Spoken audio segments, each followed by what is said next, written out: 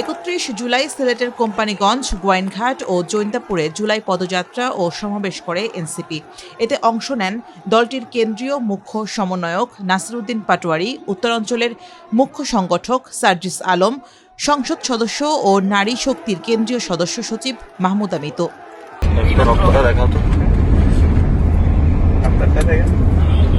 রাতে জৈন্তাপুরে সমাবেশ শেষ করে গাড়িতে করে ফিরছিলেন এনসিপির নেতারা।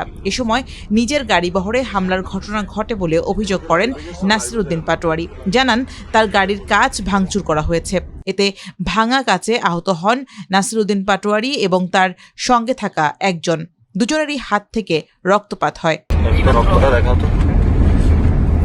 পরে সিলেট সার্কিট হাউসে ফিরে সাংবাদিকদের সঙ্গে কথা বলেন এনসিপির নেতা নাসিরউদ্দিন পাটোয়ারী। হামলার ঘটনায় বিএনপি জড়িত জানিয়ে তিনি বলেন, তারেক রহমান মস্ত বড় ভুল করেছেন, তার জন্য কাফফারা দিতে হবে।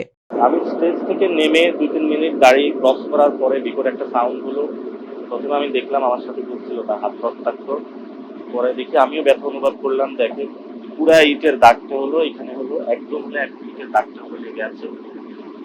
গ্লাস করে গিয়েছে, পুরো একটা ইট পড়েছে। এটা যদি আল্লাহ না করলে আমার মাথা করতো, আমার মাথা আজকে ইশরাক সাহেব একটা অনুষ্ঠানে দিয়েছে। এর আগে রাশিদ খান পার্সোনাল সেক্রেটারি প্রধানমন্ত্রী নিয়োগ দিয়ে অনুষ্ঠানে দিয়েছে। আমি জীবন নিয়ে শঙ্কা বোধ করছি, আমি নিরাপদ নয়। তবে আমি আমার সংগঠনকে বলে দিয়েছি, তারেক রহমান আজকে রাজনৈতিকভাবে একটা মস্ত বড় ভুল করেছে। শেখ হাসিনা আমাকে রিমান্ডে নিয়েছে।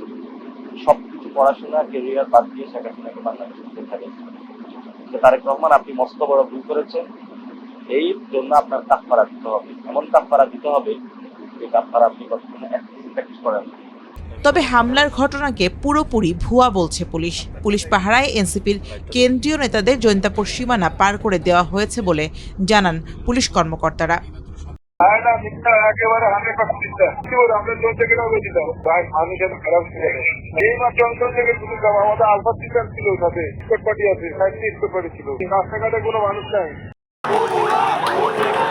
এর আগে সিলেটের গোপালগঞ্জে জুলাই গণ অভ্যুত্থানে শহীদ পরিবারের সদস্যদের সঙ্গে মতবিনিময় সভা শেষে সিলেটে ফেরার পথে 30 জুলাই বিকেলে সার্জিস আলমের গাড়ি বহরে 2 দফা হামলার ঘটনা ঘটে। এই হামলার জন্যও এনসিপির নেতারা ছাত্রদলকে অভিযুক্ত করেছিলেন।